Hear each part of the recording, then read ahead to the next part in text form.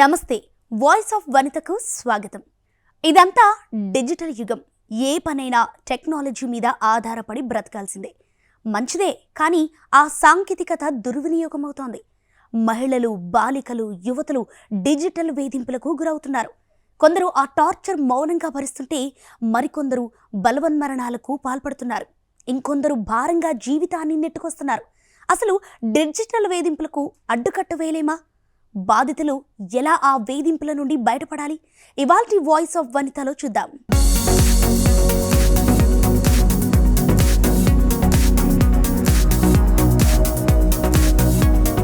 సెకండ్లలో కావాల్సిన information, full enjoy చేసేంత వినోదం, తలుచుకుంటే ప్రపంచం చేతిలోకి వచ్చేంత టెక్నాలజీ మన సొంతం.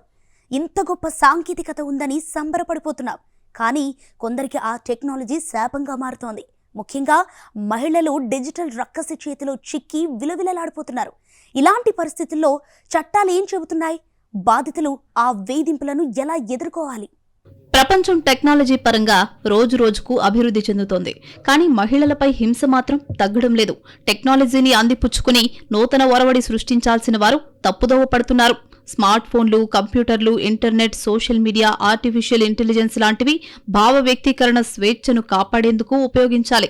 ప్రజాస్వామ్యంలో అందరినీ కలుపుకుని అభివృద్ధి చెందాలని భావిస్తే కొందరు వాటిని దుర్వినియోగం చేస్తున్నారు.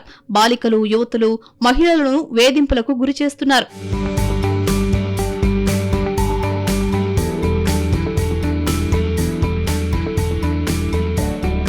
మహిళలపై డిజిటల్ హింసను technology facilitated gender based violence అని పిలుస్తారు. స్మార్ట్ ఫోన్లు, ఇంటర్నెట్, ఏఐ, కొన్ని వెబ్సైట్లు లింగ వివక్షతో కూడిన హింసను ప్రేరేపిస్తున్నట్లు ఐక్యరాజ్య సమితి సర్వేలో తేలింది. డిజిటల్ ముసుగులో మహిళలను ఫేస్బుక్, వాట్సాప్, ఇన్స్టాగ్రామ్, ఎక్స్ లాంటి సోషల్ మీడియా వేదికల ద్వారా చేసే ట్రోలింగ్లకు మాత్రమే పరిమితం కాలేదు. అమ్మాయిల పర్సనల్ ఫోటోస్ ను వారి అనుమతి లేకుండానే డిజిటల్ వేదికల్లో వైరల్ చేస్తున్నారు. ఇది ఆ అమ్మాయిలు లేదా మహిళలు, బాలికల గోప్యతకు భంగం కలుగుతోంది. మరోవైపు జీపీఎస్ టెక్నాలజీని ఉపయోగించి యువతులను ఫాలో కావడం, వారికి అసభ్యకరమైన మెసేజ్లు పెట్టడం, బూతు బొమ్మలు, నీలి చిత్రాలు పంపడం ఆందోళన కలిగించే విషయం.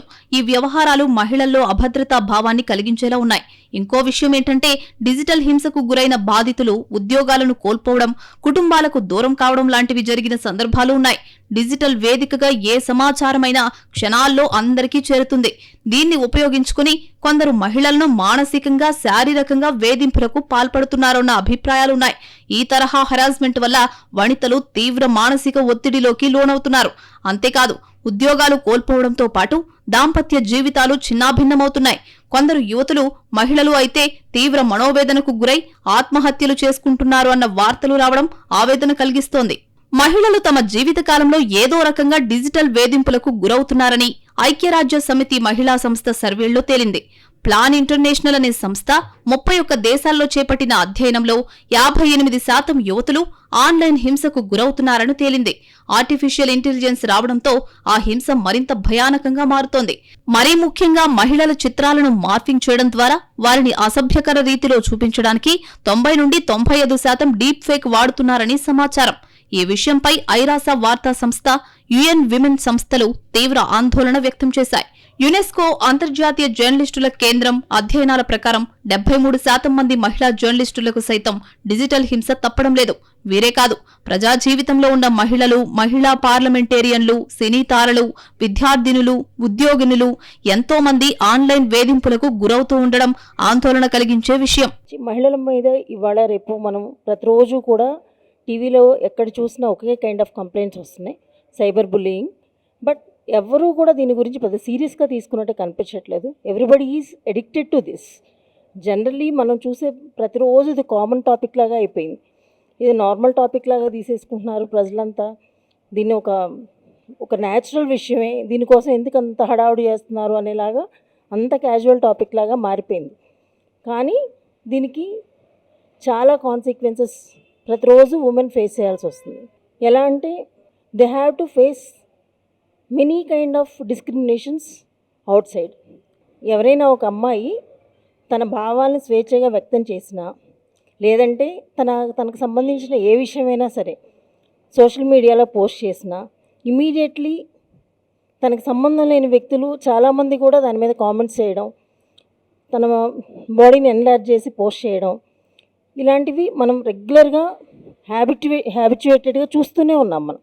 కానీ ఐక్యరాజ్య సమితి నివేదికలను పరిశీలిస్తే స్త్రీలకు పరువు నష్టం, వారి అస్తిత్వానికి భంగం కలిగించే సమాచారమే చాలా వేగంగా వైరల్ అవుతున్నట్లు తెలుస్తోంది.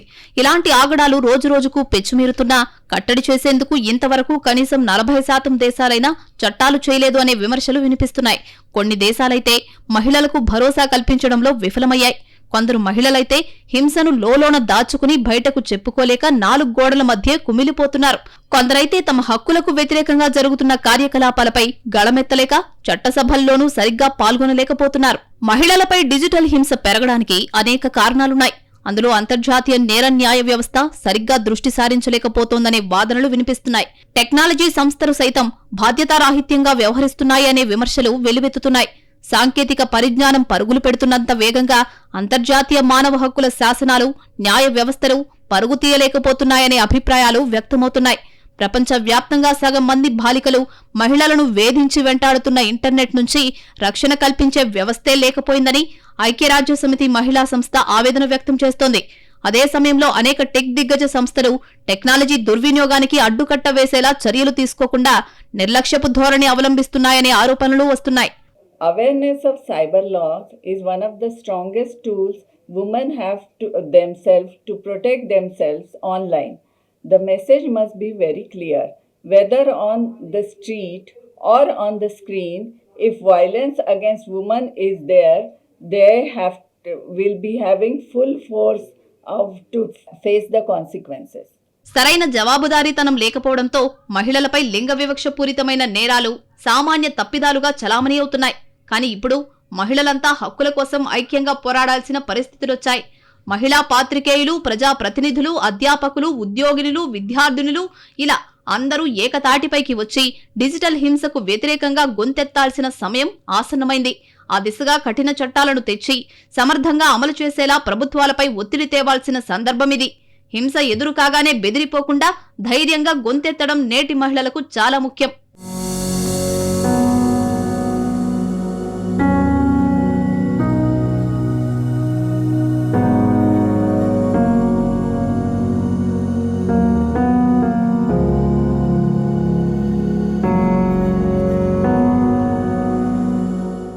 టెక్నాలజీ డెవలప్ అవుతున్న కొద్దీ ఎన్ని ప్లస్లున్నాయో అన్నీ మైనస్లున్నాయి. టెక్నాలజీని మంచి విషయాలకు ఉపయోగించాల్సింది పోయి మహిళలను టార్గెట్గా చేసుకుని వేధింపులకు గురి చేస్తున్నారు కేటుగాళ్లు. అదే అతివల పాలిట శాపంగా మారుతోంది. అసలు డిజిటల్ వేదికగా ఎన్ని రకాలుగా వనితలు వేధింపులకు గురవుతున్నారో తెలుసా? మహిళలు, బాలికలపై హింస ప్రపంచంలో అత్యంత ప్రబలంగా జరుగుతున్న మానవ హక్కుల ఉల్లంఘనల్లో ఒకటి. ఇది వారి ఆరోగ్యం, జీవితాలు, కుటుంబాలు, సమాజంపై తీవ్రమైన ప్రభావాలను చూపుతోంది. ప్రపంచవ్యాప్తంగా దాదాపు ప్రతి 3 మహిళల్లో ఒకరు వారి జీవితకాలంలో లైంగిక హింసను ఎదుర్కొంటున్నారని ప్రపంచ ఆరోగ్య సంస్థ నివేదికల్లో వెల్లడైంది. 2023లో భారతదేశంలో 15 నుంచి 49 సంవత్సరాల మధ్య వయస్సు గల మహిళల్లో 5వ వంతు మంది భాగస్వామి హింసకు గురయ్యారని తెలిపింది. మహిళల పట్ల కొనసాగుతున్న మానసిక, శారీరక హింసతో పాటు ఇప్పుడు ఇంటర్నెట్, సామాజిక మాధ్యమాల ద్వారా జరుగుతున్న డిజిటల్ హింస పట్ల ఆందోళన వ్యక్తమవుతోంది. ముఖ్యంగా డీప్ ఫేక్ టెక్నాలజీ మహిళల్ని టార్గెట్ చేసుకుంటోంది. సోషల్ మీడియాలోని డీప్ ఫేక్ వీడియోల్లో దాదాపు 93% బాధితులు మహిళలే కావడం ఆందోళన కలిగిస్తోంది. అదే సమయంలో ఇలాంటి కంటెంట్ పరిమాణం కూడా దాదాపు 900% పెరిగింది. తాజాగా ఓ సంస్థ నిర్వహించిన సర్వేలో ఈ విషయం వెల్లడైంది. ఇది చిన్న చిన్న పిల్లల దగ్గర నుంచి సెలబ్రిటీస్ వరకు ఎవ్వరూ దీనికి అతిథులు గారు. ప్రతి ఒక్కళ్ళు వచ్చి కంప్లైంట్ చేస్తున్నారు, కానీ ఎవ్వరూ కూడా దాని గురించి పెద్ద పట్టించుకున్నట్టుగా అనిపించటం లేదు. 1 day 2 days ఏదో గొడవ జరుగుతుంది, కొద్ది రోజులు ఏదో సోషల్ మీడియా హైప్ వస్తుంది, ఇంతవరకే. Next day as usual. దీనికి రూట్ కాజ్ ఏంటి అంటే యాక్సెప్టెన్స్ బై ఉమెన్. మనం జనరల్గా మనం చిన్నప్పటి నుంచి మన ఇళ్లలో కూడా మనం చూస్తూనే ఉంటాం. చిన్నపిల్లలు ఎవరినైనా కామెంట్ చేసినా, ఎవరైనా వాడు మగాడు, వాడు ఏదైనా అంటాడు, నువ్వు పడాలి. Girl has to accept everything. You should not rise your voice అని నేర్పించడమే పెద్ద problem. And she will accept అనుకుంటారు, అగ్రీ చేసింది అనుకుంటారు, బట్ షీ వోంట్ యాక్సెప్ట్. తను జస్ట్ ఆ క్షణాన విన్నట్టు నటిస్తారు ఆడపిల్లలు, కానీ ఆడపిల్లలు అది మనసులో పెట్టేసుకుంటారు అట్లా. అండ్ సమ్టైమ్స్ మీ ముందు మాట్లాడకపోవచ్చు, మీ వెనకాల వాళ్ళు చేసే విపరీత చేష్టలు ఇంకో రకంగా తయారవుతారు పెద్ద అయిన తర్వాత. మనం పిల్లల్ని పెంచే తీరులోనే చాలా చేంజెస్ ఉన్నాయి. అండ్ మోర్ ఓవర్ మగపిల్లల్ని కంట్రోల్ చేయటం మానేసి వాడికి ఏదో రైట్ ఇచ్చేసినట్టు చిన్నప్పటి నుంచి మనం దాన్ని ఎంకరేజ్ చేయడం వల్ల ఇలాంటి ప్రాబ్లమ్స్ ఎక్కువ ఫేస్ చేయాల్సి వస్తుంది. ఎస్పెషల్లీ గ్రాండ్ పేరెంట్స్, అమ్మమ్మలు, నాయనమ్మలు, తాతయ్యలు కాదు. ఇక్కడ చాలా జాగ్రత్తగా గమనించండి. ఇక్కడ అమ్మమ్మలు, నాయనమ్మలు మాత్రమే ఇలాంటివి ఎక్కువ ఎంకరేజ్ చేస్తారు. మహిళలు బాలికలపై జరిగే హింసా ధోరణులు మారుతున్నాయి. ఇటీవల ఆధునిక సాంకేతికతతో వచ్చిన మార్పుల ఫలితంగా స్త్రీలను, బాలికలను వెంటాడటం, వేధించడం కోసం డిజిటల్ సాధనాలు, ఆన్లైన్ ప్లాట్ఫామ్లను ఉపయోగించి దుర్వినియోగానికి పాల్పడుతున్నారు. డిజిటల్ హింస రూపాల్లో cyber stacking, location tracking, online కార్యకలాపాలపై నిఘా, ఫోటోలు, వీడియోలు మార్ఫింగ్, డీప్ ఫేక్ చిత్రాలు, వీడియోలు, హింసాత్మక pornography, trolling, digital dating, grooming, toxic లాంటివి మహిళల్ని ఆందోళనకు గురిచేస్తున్నాయి. మహిళలందరూ అవేర్నెస్ ఫస్ట్ ఉండాలి. ఎవరికైనా ఫ్రాడ్ కాల్స్ వచ్చినా, లేకపోతే ఎవరైనా వేధింపులు చేసినా ఆన్లైన్లో ఇమ్మీడియట్లీ సైబర్ క్రైమ్కి రిపోర్ట్ ఇవ్వాలి. వాళ్ళకి జరిగింది రికార్డ్ చేసుకోవాలి. ఆన్లైన్లోనే మొత్తం ఎవిడెన్షియల్ షీట్స్ కింద తయారు చేసుకోవాలి. దాన్ని వాళ్ళు ఎటువంటి భయపడకుండా ముందుకొచ్చి సైబర్ క్రైమ్ రిపోర్ట్ ఇచ్చి ఎందుకు జరుగుతుంది, దేనికోసం వాళ్ళని హెరాస్ చేస్తున్నారో, ఏ మ్యాటర్ మీద చేస్తున్నారో, ఫైనాన్షియల్ ఇష్యూవా, లేకపోతే ఇల్లీగల్ యాక్టివిటీసా, లేకపోతే ఏమన్నా రికార్డ్ చేసి భయపెడుతున్నారా, ఇవన్నీ వాళ్ళకి అవేర్నెస్ తోటి రికార్డ్ చేసి ఆన్లైన్లో ఏం జరుగుతుంది, ఎందుకు వస్తుంది, మెసేజ్లు ఏ రూపంలో ఉన్నాయి అన్నీ రికార్డ్ చేసి తయారు చేసుకుని సైబర్ క్రైమ్లో రిపోర్ట్ ఇవ్వచ్చు. లేదా మా ఉమెన్ ప్రైడ్ ఉంది, మా మహిళల హక్కుల కోసం పోరాడుతున్నాం, మాకైనా కంప్లైంట్ ఇవ్వచ్చు. ఫర్దర్గా మేము ఏం జరుగుతుందో మేమంతా ఇన్వెస్టిగేషన్ చేస్తాం.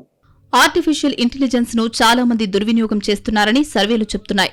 వారిలో చాలా వరకు మహిళల్ని టార్గెట్ చేస్తూ అభ్యంతరకర చిత్రాలు రూపొందిస్తున్నారు.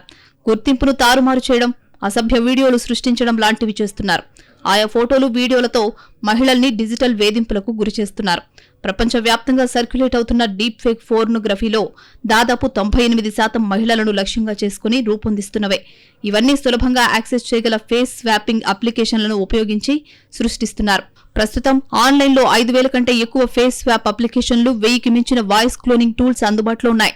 దాంతో మ్యానిపులేటెడ్ మీడియాను సృష్టించడానికి, సామాజిక మాధ్యమాల్లో వైరల్ చేయడానికి ఫ్రాడ్స్టర్లకు అవకాశం దొరుకుతోంది. అదే సమయంలో మహిళలకు సంబంధించిన సైబర్ నేరాలు కూడా పెరుగుతున్నాయి. 2024లో దాదాపు 50,000 కేసులు నమోదవగా 2026 నాటికి 50,000కు చేరుకున్నాయి. అంటే కేవలం 2 ఏళ్లలో దాదాపు 60% పెరుగుదల కనిపిస్తోంది. ఇక డీప్ ఫేక్ వీడియోలపై ఫిర్యాదులు వస్తున్న నగరాల్లో బెంగళూరు ప్రథమ స్థానంలో ఉంది. దాదాపు 30% ఫిర్యాదులు ఇక్కడి నుంచే వస్తున్నాయి. ఆ తర్వాతి స్థానం హైదరాబాద్ 14% కాగా 13% ఫిర్యాదులతో ముంబై 3వ స్థానంలో నిలిచింది. చెన్నై, కోల్కతాలో దాదాపు 5%, ఢిల్లీలో 3% ఫిర్యాదులు వస్తున్నట్లు సర్వేలో వెల్లడైంది. ఈరోజు మహిళల పైన డిజిటల్ హింస, డిజిటల్ వైలెన్స్ అగెనిస్ట్ ఉమెన్ అనేది చాలా చోట్ల చాలా రకాలుగా జరుగుతుంది. ఈ యొక్క హింసను, వైలెన్స్ అగెనిస్ట్ ఉమెన్ అనే దాని మీద దాన్ని అరికట్టడానికి చాలా రకాల చట్టాలు ఉన్నాయి. ఈ వైలెన్స్ని ఎలా అరికట్టాలి అంటే ఈ యొక్క సెక్షన్స్ మీద ఉన్నటువంటి మహిళలకి సరైనటువంటి అవగాహన కలిగించాలి. చాలా చట్టాలు ఉన్నాయి. ఇన్ఫర్మేషన్ అండ్ టెక్నాలజీ యాక్ట్ ప్రకారం సెక్షన్ 67 నుంచి 67 ABCD ఏం చెప్తుందంటే ఈ మహిళల యొక్క గోప్యతను భద్రంగా ఉంచాలని, వారిపై జరిగేటువంటి హింసలని అరికట్టాలని, అలాగే గతంలో పాత చట్టాలు ఏవైతే ఉన్నాయో వాటిని 500, 509 వాటి మీద కూడా వేధింపులను అరికట్టడానికి చాలా చట్టాలు ఉన్నప్పుడు కూడా మెయిన్గా ఈ యొక్క నూతనంగా వచ్చిన చట్టాల మీద అవగాహన లేకపోవడం అనేది చాలా ఇక డిజిటల్ హింస అనేది ఎక్కువ అవుతుంది. ఈ హింస వల్ల ఏమవుతుందంటే వాళ్ళు బయటకు రాలేటువంటి పరిస్థితి ఉంటుంది. సోషల్ మీడియాలో వాళ్ళపై దీని యొక్క వీళ్ళు చూపించేటువంటి ప్రభావం వల్ల ఆ హింసకి వాళ్ళు మానసికంగా ఒత్తిడికి గురవుతుంది. దీనికి చాలా విధాలుగా మహిళలుగా చాలా అసోసియేషన్ల ద్వారా అవగాహన కలిగించాలి. హక్కులకి వాళ్ళకు ఉన్నటువంటి ఈ సెక్షన్స్ గురించి చెప్పాల్సినటువంటి అవసరం ఉంది. అవగాహన కలిగించడం అనేది చాలా ఇంపార్టెంట్. సో ఈ అవగాహన అనేది సామాజిక పరంగా కాకుండా ప్రభుత్వ పరంగా కూడా వ్యక్తిపరంగా కూడా అవగాహన కల్పించాల్సిన అవసరం చాలా ఉంది.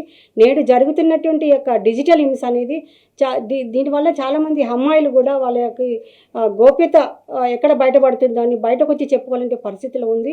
ఈ ఇన్ఫర్మేషన్ అండ్ టెక్నాలజీ యాక్ట్ ప్రకారము ఇట్లా ఉన్నటువంటి సెక్షన్ 67 నుంచి 9 వరకు ఏబీసీల సెక్షన్లో ఉన్నటువంటి వాటి మీద సరైనటువంటి అవగాహన కలిగించి ఈ యొక్క డిజిటల్ హింసని అరికట్టేటువంటి బాధ్యత ప్రతి ఒక్క వ్యక్తి మీద, మహిళల మీద, సామాజిక పరంగా, ప్రభుత్వ పరంగా వీటికి హక్కులపైన అవగాహన కలిగించేటువంటి ఆవశ్యకత ఎంతో ఉందని, నూతనంగా వచ్చినటువంటి చట్టాల గురించి కూడా అవగాహన కలిగించాలి. నేడు బిఎన్ఎస్ఎస్ గురించి చాలామంది అవగాహన లేకపోవడము, పాత చట్టాలలో ఉన్నటువంటి 354 ఏబిసిడిలో ఉన్నటువంటి ఏదైతే ఉందో కొత్త చట్టాలకి అనుసంధానంగా అవగాహన కలిగించేటువంటి బాధ్యత ప్రతి ఒక్క న్యాయవాదిగా మహిళలు కూడా వీటికి కలిగించేటువంటి మహిళా న్యాయవాదుల బాధ్యత కూడా ఉందని నేను భావిస్తున్నాను. కేసులు పెరుగుతున్నప్పటికీ ఫిర్యాదులు చేయడానికి మహిళలు వెనకడుగు వేస్తున్నట్లు సర్వేలో తెలిసింది. మహిళలతో సంబంధం ఉన్న డీప్ ఫేక్ దుర్వినియోగ కేసుల్లో 62% ఫిర్యాదులకు దూరంగా ఉన్నవేనని సమాచారం. పరువు పోతుందని, లేనిపోని కలంకం అంటుకుంటుందని చాలా మంది కంప్లైంట్స్ ఇవ్వడానికి ఆమడ దూరంలో ఉంటున్నారని సమాచారం. ఇక ఆన్లైన్ వేధింపుల చట్టాల గురించి చాలా మందికి అవగాహన ఉండడం లేదు. దాదాపు 33% మంది మహిళలకు ఈ రకమైన చట్టాల గురించి అవేర్నెస్ లేనట్టు తెలుస్తోంది. ఈ క్రమంలో క్రైమ్ చట్టాలు, డీప్ ఫేక్ మీడియాపై మహిళలకు అవగాహన కల్పించాలని సర్వే ప్రతినిధులు సూచిస్తున్నారు. ఈరోజు డిజిటల్ వైలెన్స్ అన్నది రోజు రోజుకి పెరిగిపోతుంది, మనకు అందరికీ తెలిసిందే. మనకి కొత్త చట్టం భారతీయ న్యాయ సంహిత 2023లో మనకు వచ్చింది. ఇందులో సెక్షన్ 78 క్లియర్గా ఏం చెప్తుందంటే, స్టాకింగ్ అంటే మనకి పర్సనల్గా వెనకబడి వేధించటం, అలాగే పదే పదే ఆమె వారించినా సరే వినకుండా ఆమె వెనకాల పడి అసభ్యకరమైన మాటలతో, చేతులతో వేధించడం, అది దాన్ని స్టాకింగ్ అని అంటారు. అలాగే ఇండైరెక్ట్ స్టాకింగ్ ఏంటంటే ఆన్లైన్లో పదే పదే ఈమెయిల్స్లో సందేశాలు పంపించడం, అలాగే అన్వాంటెడ్ వీడియోస్ ఇవన్నీ పంపించడం, ఈ రకమైన హెరాస్మెంట్ ఇవన్నీ కూడా సెక్షన్ 78 ఆఫ్ భారతీయ న్యాయ సంహిత కింద వస్తాయి. అలాగే ఇది వరకు మనకి ఇండియన్ పీనల్ కోడ్లో 354 ఐపీసీలో ఏబిసిడి ఈరోజు 77, 78 అండ్ 79 కింద రూపాంతరం చెందాయి.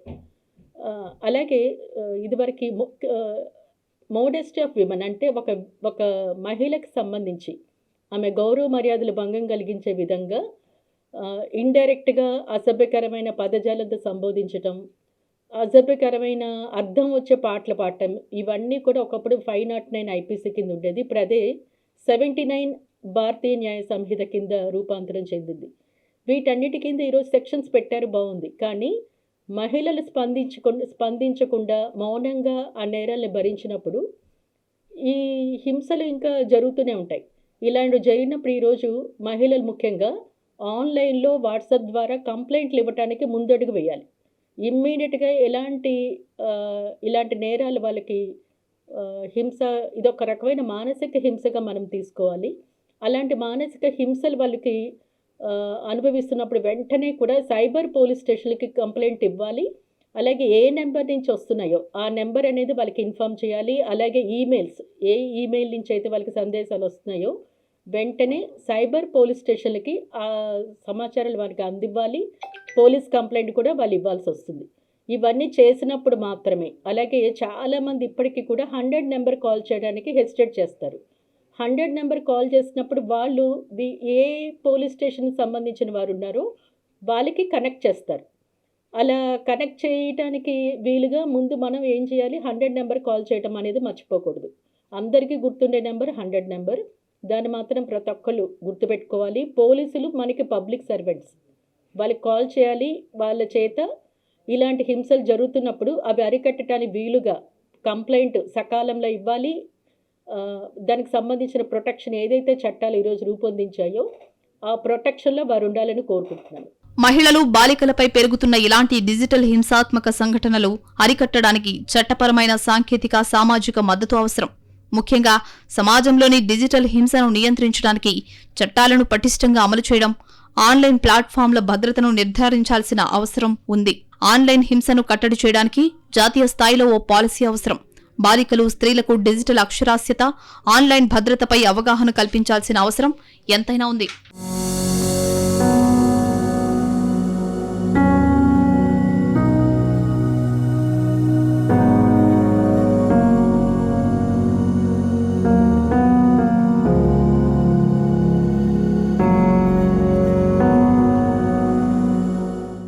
మహిళలపై హింస రోజు రోజుకు పెచ్చుమీరుతోంది.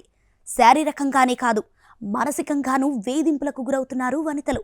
ఇటీవలే డిజిటల్ ముసుగులో మగువలపై అరాచకాలకు పాల్పడుతున్నారు పోకిరీలు. ఇలా వేధింపుల బారిన పడిన బాధితులు ఎలా వాటిని ఎదుర్కోవాలి? చట్టాలేం చెబుతున్నాయి?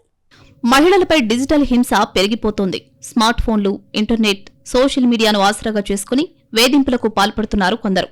మహిళలు, బాలికల అభ్యంతరకర ఫోటోలను, వీడియోలను సృష్టించి వైరల్ చేస్తున్నారు.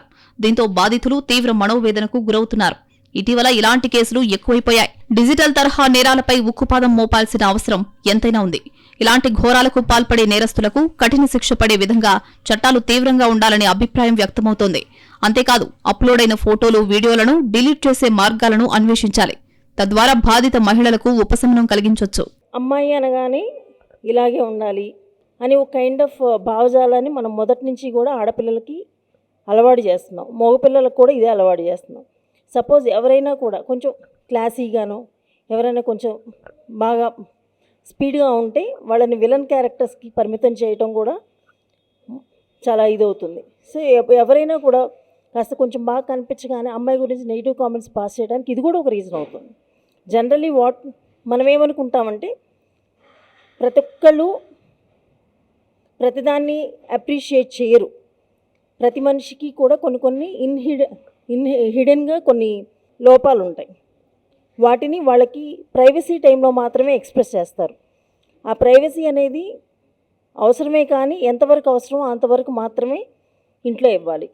అబ్బాయిలకైనా అమ్మాయిలకైనా ప్రైవసీ అవసరమే, కానీ it must be in limits. Cyber bullying జరిగే ఏరియాస్లో చాలామంది ఇల్లిటరసీ ఉన్న ఏరియాస్ నుంచి ఎక్కువ జరుగుతూ ఉంటాయి. ఎందుకంటే ఈవెన్ వాళ్ళకి తెలియదు, వాళ్ళ పేరు మీద అకౌంట్స్ ఉన్నాయన్న విషయం కూడా తెలియదు. జనరల్గా పోలీసులు ఏదైనా ట్రేస్ అవుట్ చేసినప్పుడు ఎక్కువ రూరల్ ఏరియాస్ నుంచి ఇలాంటి విషయాలు ఎక్కువ బయటపడుతూ ఉంటాయి. అండ్ మోర్ ఓవర్ చాలామంది పెద్దవాళ్ళు కూడా, అంటే మెన్, చిన్నపిల్లల్ని యూజ్ చేసుకుని ఇలాంటి అకౌంట్స్ ఆపరేట్ చేస్తూ ఉంటారు. ఇంకోటి ఏంటంటే పోలీసులు ఇలాంటి సందర్భాల్లో ఏంటంటే పిల్లల్ని బాధితులానే ట్రీట్ చేసి పక్కన పెట్టేస్తూ ఉంటారు. కానీ మనం దాన్ని ఆ రూట్ కాజ్ ఎవరెవరు చేయించారో ఒకసారి మనం తీసుకొని మనం వెహికల్ లైసెన్స్ని ఎట్లా రద్దు చేస్తున్నామో, వెహికల్ అండర్ 18 వాళ్ళకి ఇచ్చిన వాళ్ళకి ఎలాంటి ట్రీట్మెంట్ ఇస్తారో అలాగే దీనికి కూడా ఒక కైండ్ ఆఫ్ చట్టం తీసుకొస్తే బాగుంటుంది. దానివల్ల ఏమవుతుంది, కొంత సెక్యూరిటీ అనేది వస్తుంది, భయం అనేది వస్తుంది. అభ్యంతరకర వీడియోలను అప్లోడ్ చేస్తున్నప్పటికీ గుర్తించి వెంటనే డిలీట్ చేయగలిగే కెపాసిటీ యూట్యూబ్ ప్లాట్ఫామ్లకు ఎలాగో ఉంటుంది. ఈ వేదికలు ఏఐతో పాటు మ్యాన్ పవర్ ను కూడా వినియోగిస్తున్నాయి. కానీ వాట్సాప్ లాంటి వేదికలు ఎండ్ టు ఎండ్ ఎన్క్రిప్షన్తో గోప్యతకు పెద్దపీట వేస్తున్నాయి. దీంతో అక్కడ అభ్యంతరకర సమాచారాన్ని ముందస్తుగా గుర్తించడం గాని, ప్రభుత్వ పర్యవేక్షణ గాని దాదాపు అసాధ్యమవుతోంది. ఎవరైనా కంప్లైంట్ చేస్తే తప్ప వాట్సాప్ చర్యలు తీసుకునే అవకాశమే లేదు. మరోవైపు ఫిర్యాదు అందని పక్షంలో హానికరమైన కంటెంట్ విచ్చలవిడిగా స్ప్రెడ్ అయ్యే ఛాన్స్ ఉంది. ఇన్ఫర్మేషన్ టెక్నాలజీ చట్టం 2000 సెక్షన్ 67A ప్రకారం అసభ్యకర ఫోటోలు, వీడియోలు షేర్ చేసిన వారికి 5 ఏళ్ల వరకు జైలు శిక్ష పడే అవకాశం ఉంది. ఇన్ఫర్మేషన్ టెక్నాలజీ నియమాలు 2021 ప్రకారం చట్టవిరుద్ధమైన సమాచారాన్ని తొలగించేందుకు సోషల్ మీడియా ప్లాట్ఫామ్లు వీలైనంత తొందరగా చర్యలు తీసుకోవాల్సి ఉంటుంది. వ్యక్తిగత ఫిర్యాదుల కోసం ఫిర్యాదు అధికారిని నియమించి 24 గంటల్లోగా యాక్షన్ తీసుకోవాలి. కానీ ఇవి సరిపోవు. ప్రత్యేకంగా డిజిటల్ లైంగిక వేధింపులను అరికట్టేందుకు మరింత కఠినమైన, నిర్దిష్టమైన చట్టాల అవసరం ఉంది. సైబర్ నేరాలపై ఫిర్యాదుల కోసం national cyber crime reporting portal number 1930ను ప్రభుత్వం ఏర్పాటు చేసింది. అయితే దీనికి ఆర్థిక నేరాలపైనే ఎక్కువ ఫిర్యాదులు వస్తున్నాయి. దానితో ఈ పోర్టల్ డిజిటల్ లైంగిక వేధింపులపై పూర్తి స్థాయిలో దృష్టి పెట్టలేకపోతుంది. డిజిటల్ వ్యక్తిగత డేటా పరిరక్షణ చట్టం 2023 సెక్షన్ 12(3) ద్వారా అభ్యంతరకర సమాచారం, ఫోటోలు, వీడియోలను ఇంటర్నెట్ నుంచి తొలగించాలని కోరే హక్కును పౌరులకు కల్పించింది. దీని ఉల్లంఘనలపై 50 కోట్ల రూపాయల వరకు ఫైన్ విధించే అధికారం డేటా పరిరక్షణ బోర్డుకుంటుంది. ఈ చట్టం ఇంకా అమల్లోకి రావాల్సింది. ఇప్పుడు మహిళల మీద ఏదన్నా ఫోన్లు చేసి బెదిరించటము, లేకపోతే మీ ఆన్లైన్లో మీ ఫొటోస్ తీస్తాము అని బెదిరించటము, లేకపోతే డబ్బులు ట్రాన్సాక్షన్స్ చేయండి అనే బెదిరింపులు, ఏ బెదిరింపులు వచ్చినా ఎందుకోసం వస్తుంది, రిపీటెడ్గా అది ఏ ఫోన్లోంచి వస్తుంది, ఎక్కడి నుంచి వస్తుంది, ఎవరు చేస్తున్నారు అని అవేర్నెస్ ఉండాలి. అవేర్నెస్ ఇచ్చి పేరెంట్స్కి ఇన్ఫామ్ చేయాలి. భయపడద్దు. ఎప్పుడు భయపడితేనే క్రైమ్ పెరుగుతూ ఉంటుంది. ఎప్పుడైతే ధైర్యం కోల్పోతారో మహిళలు ఆటోమేటిక్గా ఎదరోళ్ళ హెరాస్మెంట్ పెరుగుతుంది. ప్రతి నిమిషం అలర్ట్గా ఉండి రికార్డ్ చేసి మెసేజ్లు పెట్టి వాళ్ళు ఎందుకు చేస్తున్నారని సైబర్ క్రైమ్లో రిపోర్ట్ ఇవ్వాలి. మేము ఎప్పుడు ఉమెన్ ప్రైడ్ మేము హెల్ప్ చేస్తాము. మా దగ్గరకు వచ్చిన వాళ్ళకి ఎలా వెళ్ళాలి, ఎలా ఫైల్ చేయాలి, ఎలా వాళ్ళని ఎదుర్కోవాలో మేము హెల్ప్ చేస్తాం. మహిళల అవేర్నెస్ తప్పకుండా ఉంది, ఎందుకంటే భయపడుతున్నారు, అంతకంటే ఏమీ లేదు. ముందుకు వస్తే, ఒక మహిళ ముందుకు వస్తే ప్రతి మహిళ అది చూసుకుని ధైర్యంగా ముందుకు వస్తారు. అవేర్నెస్ అంటే మేము ప్రతి చోట మా ఉమెన్ ప్రైడ్ హెల్ప్ చేస్తుంది. ఏం జరుగుతుంది, అమ్మాయిల మీద ఎందుకు జరుగుతుంది, ఎందుకంటే భయపడటం వల్ల జరుగుతుంది క్రైమ్. ఎప్పుడైతే వాళ్ళ కాల్స్ మిమ్మల్ని కంటిన్యూటీగా చేస్తున్నారంటే కంపల్సరీ వాళ్ళు మీ భయాన్ని ఎన్కాష్ చేసుకుంటున్నారు. వాళ్ళు మీ భయాన్ని ఎన్కాష్ చేసుకుని దాన్ని అడ్వాంటేజ్గా తీసుకుని భయపెడుతున్నారు. మీరు ఇన్ఫామ్ చేయాలి, పేరెంట్స్కి ఇన్ఫామ్ చేయొచ్చు, లేదా సైబర్ క్రైమ్లో ఇన్ఫామ్ చేయొచ్చు, లేకపోతే అడ్వకేట్స్కి ఇన్ఫామ్ చేయొచ్చు. అనేక విధాలుగా మీరు హెల్ప్ లైన్స్ తీసుకోవచ్చు. అంతర్జాతీయంగా పలు దేశాలు డిజిటల్ హింసను అరికట్టేందుకు మెరుగైన చర్యలు తీసుకున్నాయి. మనము ఆ ఉదాహరణలను పరిగణలోకి తీసుకుని కఠినమైన చట్టాన్ని రూపొందించాల్సిన అవసరం ఎంతైనా ఉంది. మెక్సికో, ఆస్ట్రేలియా తరహాలో అభ్యంతరకర వీడియోలు, ఫోటోలను మొదట పోస్ట్ చేసే వారినే కాకుండా వాటిని ఫార్వర్డ్ చేసే వారిని కూడా కఠినంగా శిక్షించాలి. సోషల్ మీడియా సంస్థలు చట్టాలకు అనుగుణంగా నడుచుకునేలా, ఫిర్యాదులపై తక్షణమే స్పందించేలా కేర్ తీసుకోవాలి. జర్మనీ తరహాలో భారీ జరిమానాలు విధించేలా నిబంధనలను కఠినతరం చేయాలనే వాదన వినిపిస్తోంది. ఆస్ట్రేలియా ఈ సేఫ్టీ కమిషనర్ తరహాలో ఆన్లైన్ వేధింపులపై ఫిర్యాదులను స్వీకరించి కంటెంట్ను వేగంగా తొలగించేందుకు, బాధితులకు సహాయం అందించేందుకు ప్రత్యేక వ్యవస్థలను బలోపేతం చేయాలనే అభిప్రాయం వ్యక్తమవుతోంది. మరోవైపు పోర్నోగ్రఫీ నియంత్రణపైన కూడా దృష్టి పెట్టాల్సిన అవసరముంది. అనేక లైంగిక నేరాల విషయంలో నిందితులపై పోర్నోగ్రఫీ ప్రభావం బయటపడింది. బట్టబయలైంది. పశ్చిమ బెంగాల్ వైద్యురాలి హత్యాచారం కేసులో నిందితుడు పోర్నోగ్రఫీకి బానిస అని తెలిసింది. ఇప్పటికే చైల్డ్ పోర్నోగ్రఫీపై నిషేధం అమల్లో ఉంది. చైనా, యుఏఈ వంటి దేశాలు పోర్నోగ్రఫీపై పూర్తి నిషేధాన్ని కఠినంగా అమలు చేస్తున్నాయి. ఈ దేశాలు మహిళలకు, బాలలకు సురక్షితమైనవిగా పేరొందాయి. కొంతకాలం పాటు మన దేశంలో కూడా పూర్తిగా పోర్నోగ్రఫీపై నిషేధం విధించి తద్వారా ఇమేజ్ బేస్డ్ అబ్యూజ్ ను కూడా నిరోధించవచ్చు అనే ఆలోచనను పరిశీలించాలి.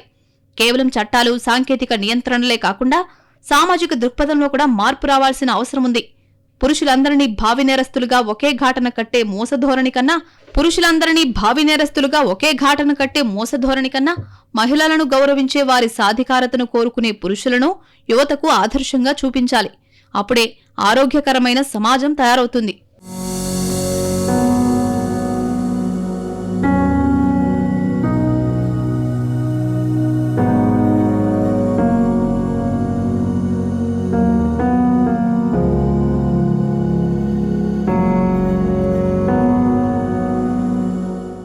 ఇదే ఇవాల్టి వాయిస్ ఆఫ్ వనిత.